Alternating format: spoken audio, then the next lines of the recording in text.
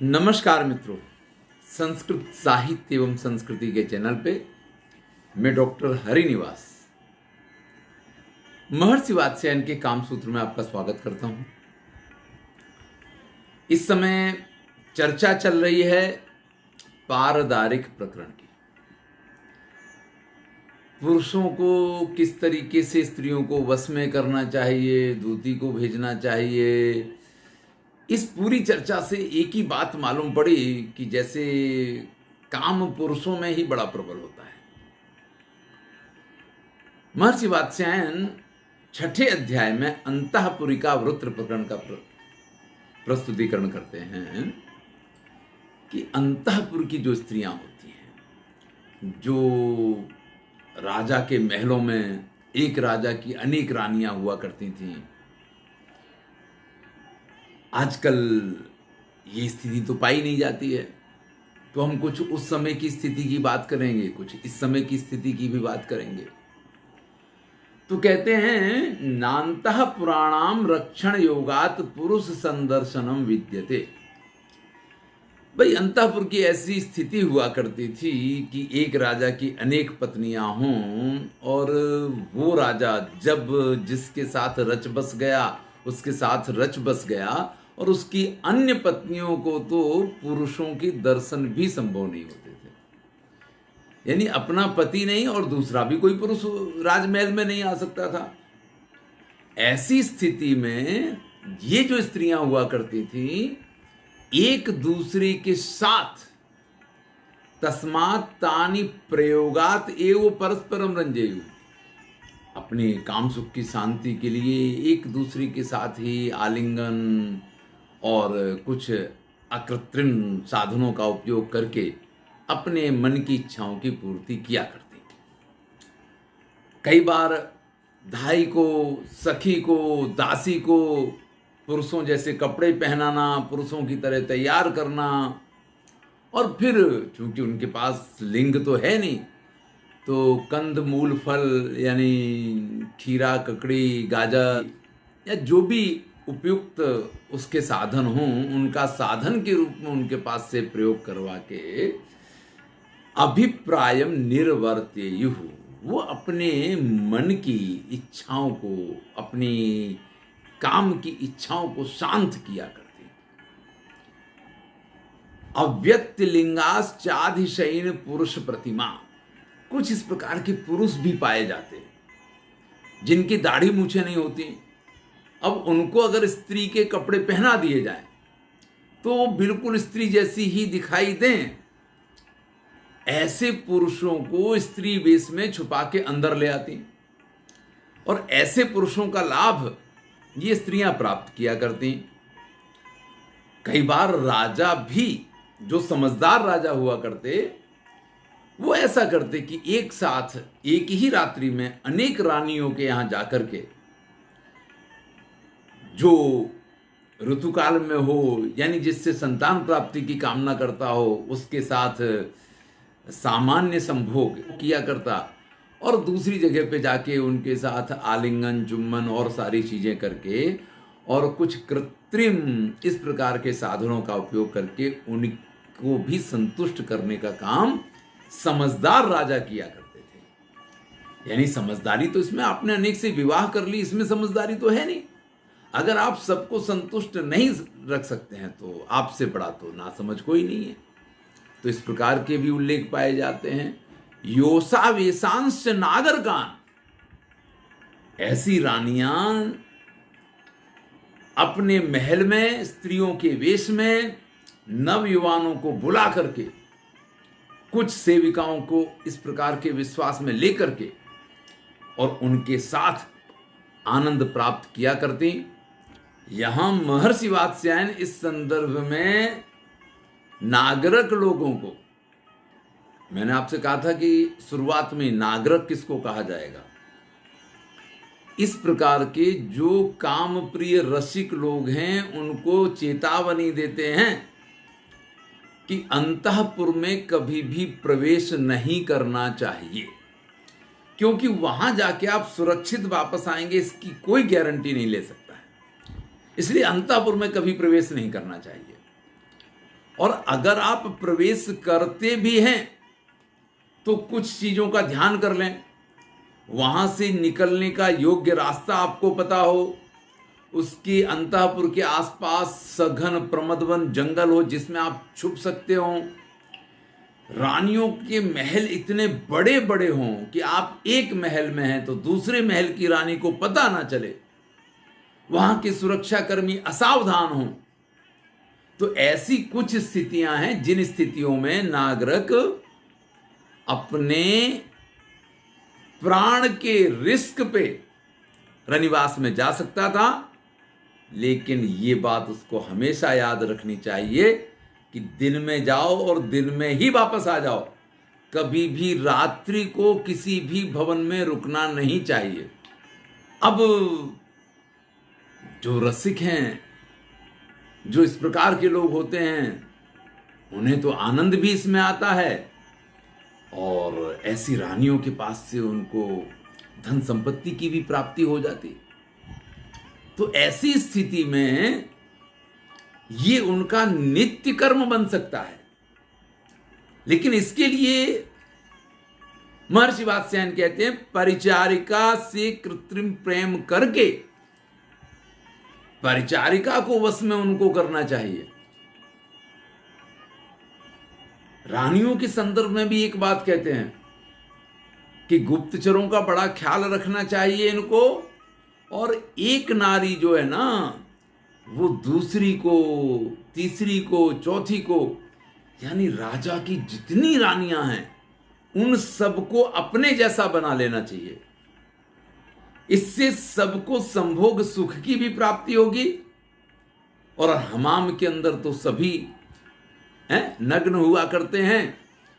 उस स्थिति में जब सभी पहुंच जाएंगे तो कोई किसी की निंदा, कोई किसी की शिकायत, कोई किसी की चुगली करने की स्थिति में नहीं रहेगा। अब ये देखिए किस प्रकार की बातें हैं कि व्यक्ति स्वयं भ्रष्ट हुआ तो उसके अपने आसपास के लोगों को भी उसको उसी तरीके का बना लेना चाहिए जिससे कि कोई उसकी निंदा ना कर सके और कोई उसके बारे में उंगली ना उठा सके। यह एक विशिष्ट प्रयोग की भी बात कही गई है कि पुटापुट योगैर्वा नष्ट छाया रूपा। अगर कोई व्यक्ति ऐसा है जिसको नित्य प्रति रनिवास में जाना ही है, मिलने जाना है, अब उससे उसके बिना रहा नहीं जाता है, तो ऐसी स्थिति में पुटापुट नाम का योग ये उसको सीख लेना चाहिए। इससे क्या है कि उसकी छाया, परछाई नष्ट हो जाती है, और जब परछाई नहीं हो तो व्यक्ति छुप के जा सकता है। अब भाई इस प्रकार के योग, इस प्रकार की विद्याएं, उल्लेख तो कई जगह पाया जाता है। महाकवि कालिदास ने भी तिरस्करणी विद्या का नाम दिया है, वो जिसका प्रयोग उर्वशी करती है। विक्रमोर्वशीयम के 3 सर्ग में ये प्रसंग आता है, और इसका उल्लेख अनेक जगह पे पाया जाता है। यहां पे वात्स्यायन भी ये कहते हैं कि अगर आप इसी रास्ते पे चल रहे हैं तो आपको ये विद्या सीखनी चाहिए कि आप प्रच्छन्न होकर के, आपको कोई जान ना पाए, आपको कोई पहचान ना पाए। मिस्टर इंडिया वाला जो रूप है कि भाई आपने बटन दबाई और आप गायब हो गए, फिर आप कहीं भी जा सकते हैं, और बटन दबाई तो आप प्रकट हो जाएंगे, इस तरीके क्या विद्या उसको सीखनी चाहिए और फिर वो रनिवास में जाए तो इसमें कोई समस्या वाली बात नहीं है। कौन कौन से ऐसे अवसर हो सकते हैं जब रनिवास में प्रवेश किया जा सकता है? तो कहते हैं कि जब अंतापुर में कुछ वस्तु सामान वगैरह लाने का काम चल रहा हो तो आप उसके बीच में सेवक के रूप में छुप जाएं। कुछ पीने पिलाने की सामग्री लाना ले जाना चल रहा हो तो आप उसमें उनके वेश में चले जाएं। ऐसा हम फिल्मों में भी देखते हैं। कहीं मदिरा वदिरा का माहौल चल रहा हो, पीने पिलाने के उत्सव चल रहे हों, तो ऐसे में आप वेटर के तौर पे पिलाने वाले बन जाएं। इस तरीके से आपको प्रवेश कर लेना चाहिए। जिस समय दासियों में बड़ी दौड़ भाग चल रही हो, कोई इधर हो कोई उधर हो, आपकी तरफ कोई ध्यान नहीं दे सकता है, ऐसे में आप अंतापुर में प्रवेश करके और उस स्थिति का लाभ ले सकते हैं। अगर घरों का सामान इधर उधर बदला जा रहा है तो भैया ऐसी स्थिति में आप घर का सामान बदलने वाले बन सकते हैं, नौकर बन सकते हैं, या उस समय बड़ी व्यस्तताओं के बीच में आप उस अवसर का लाभ ले सकते हैं। जब शिफ्ट बदलती है, भाई 24 घंटे तो कोई ड्यूटी कर नहीं सकता है, तो एक तरफ नए पहरेदार आ रहे हैं, पुराने पहरेदार जा रहे हैं, तो जो जाने के लिए तैयार होता है, तत्पर होता है, वो भी थोड़ा सा अपने ड्यूटी के प्रति थोड़ी देर के लिए असावधान जैसा हो जाता है। और जो आने वाला है वो तो अभी सावधान हुआ ही नहीं होता है, उसको थोड़ा सावधान होने में टाइम लग जाता है। तो ये जो शिफ्ट चेंजिंग का जो समय होता है, ये एक समय इस प्रकार का होता है कि जिसका लाभ लिया जा सकता है। अब आप देखिए, अभी फिल्मों में कई इस प्रकार के दृश्य आप देखेंगे, कई इस प्रकार की बातें आप देखेंगे कि इस प्रकार के समय का उपयोग किसी प्रकार से अंदर प्रवेश करने के लिए दिखाया जाता है। ये सारी बातें कामसूत्रकार ने आज से हजारों साल पहले कह दी हैं। कभी उद्यान यात्रा का अवसर आ जाए कि बगीचे में घूमने के लिए रानियां जा रही हैं, तो रानियां घूमने तो गई थी 4 दासियों के साथ, लेकिन वापस आई तो पता चला उनमें से एक दासी गायब हो गई वहां से, और उस दासी के वेश में कोई दूसरा ही व्यक्ति उनके साथ वापस आ गया। तो इस प्रकार की स्थितियां खड़ी करके प्रवेशनम भवेत प्रायो यूनाम निष्क्रमणम, तथा ऐसी परिस्थितियों का लाभ लेकर के नवयुवान लोग इन रनिवासों में प्रवेश किया करते थे, और प्रवेश के बाद ऐसी ही स्थितियों का लाभ लेकर के वो वहां से निकला करते थे। रानियों के जो भोग विलास की कथाएं हैं, जैसे हमने आपको राजाओं की कथाएं सुनाई थी ना, ऐसी रानियों की भोग विलास की कथाएं भी विख्यात हैं। अप्रांत देश की जो राजकुल की स्त्रियां हुआ करती, वो चंड वेग पुरुषों को बुला करके और अनेक अनेक रानियां एक ही पुरुष के साथ संभोग करने में बड़ा आनंद प्राप्त किया करती थी। आभीर प्रदेश की जो स्त्रियां होती हैं, वो अपने जो रक्षक होते हैं, जो वहां द्वारपाल होते हैं, वैसे तो हमारे यहाँ शास्त्रों में उल्लेख इस प्रकार का पाया जाता है कि यहाँ प्रतिहारी भी जो है वो स्त्री ही हुआ करती थी, और जो सेवक हुआ करते थे, कांचुकी जिनको कहा जाता था, वहां वृद्ध लोगों को ही ड्यूटी दी जाया करती थी, जिससे इस प्रकार का, या फिर मुगल काल में भी जो नपुंसक लोग हुआ करते थे, उन्हीं को इस प्रकार की ड्यूटियां दी जाया करती थी। लेकिन फिर भी कोई ना कोई इस प्रकार का रक्षक नियुक्त किया जाता हो, और उसी रक्षक को फंसा के और उसी के साथ वो इस प्रकार के अपने प्रयोजन की सिद्धि किया करती थी। वत्स गुर्म देश की स्त्रियों की, राजकुल की स्त्रियों की प्रवृत्ति के बारे में कहते हैं कि वो लोग अधिकांशतः दासी के वेश में अपने मर्जी के पुरुष को प्रवेश करवा के उसके साथ आनंद प्राप्त किया करती थी। विदर्भ देश की प्रवृत्ति के बारे में कहते हैं, वो सिर्फ ये देखती थी कि भाई ये मेरा पुत्र नहीं है ना, यानी एक रानी दूसरी रानी के पुत्र के साथ भी संबंध बनाने में उसको किसी भी प्रकार की यहाँ पे कोई बुराई नजर नहीं आती। ऐसे विविध देश की स्त्रियों की प्रवृत्ति के बारे में यहाँ विस्तार से वर्णन किया गया है। अब मुख्य तात्पर्य जो है उसको अगर हम समझें तो स्थिति ये आती है कि स्त्रियों में भी पुरुषों के समान ही उतनी ही तीव्र काम भावना होती है। वास्तविकता तो ये है कि स्त्रियों की कामोत्तेजना, कामोद भावना जो है वो पुरुषों से अधिक होती है, लेकिन चूंकि उनको हमने इस प्रकार के संस्कार दिए होते हैं कि जिनकी वजह से वो अपनी इन उद्दाम भावनाओं को दबा के रखती हैं। लेकिन परिस्थितियां जब आके खड़ी हो जाए ना, तो जैसे ब्रह्मा जी के बारे में कहा गया है कि उन्होंने अपनी पुत्री को नहीं छोड़ा, जैसे अन्य कथाएं पाई जाती हैं, उसी प्रकार से स्त्रियों की भी कथाएं पाई जाती हैं कि जब उनको आवेग आ जाए तो वो किसी भी काल, धर्म, समय या व्यक्ति का ध्यान रखने में असमर्थ हो जाती हैं। और वही स्थिति यहाँ पे आचार्य वात्स्यायन ने व्यक्त की है। यहाँ अंग, बंग, कलिंग सभी देशों की, प्राच्यों की, इन सब की चर्चा की है।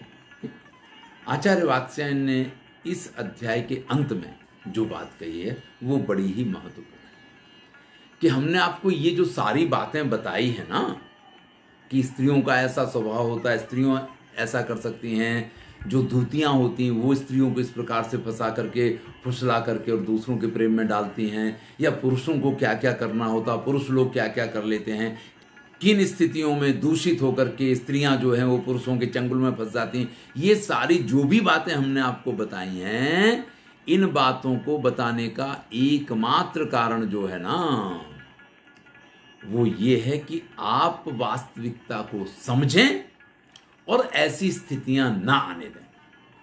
स्त्रियों के विनाश के जो मुख्य कारण हैं उनको फिर से कहते हैं एक बार, अत्यधिक गप्पे मारना, अतिगोष्ठी, निरंकुशत्वम, निरंकुशता, स्वेच्छाचारिता, पुरुषों के साथ खुल्लम खुल्ला व्यवहार करना, पति का परदेश चला जाना, अकेले रहने की स्थिति आना, घर के बाहर कहीं अकेले रहना, अकेले नौकरी के लिए जाना, या उसके पास आजीविका का किसी साधन का ना होना, और किसी गलत स्त्री के संगत में अगर पड़ जाए तो ये स्थितियां ऐसी होती हैं कि जब स्त्री जो है अपना मार्ग भटक जाती है, अपने रास्ते को छोड़ देती है और गलत रास्ते पे चलने लग जाती है। 2-3 श्लोक यहाँ पे दिए हैं, इसके साथ इसको पूरा करेंगे। संदृश्य शास्त्र तो योगान पारदारिक लक्षितान नयाति छलनाम कश्चित स्वदारान प्रति शास्त्रविद।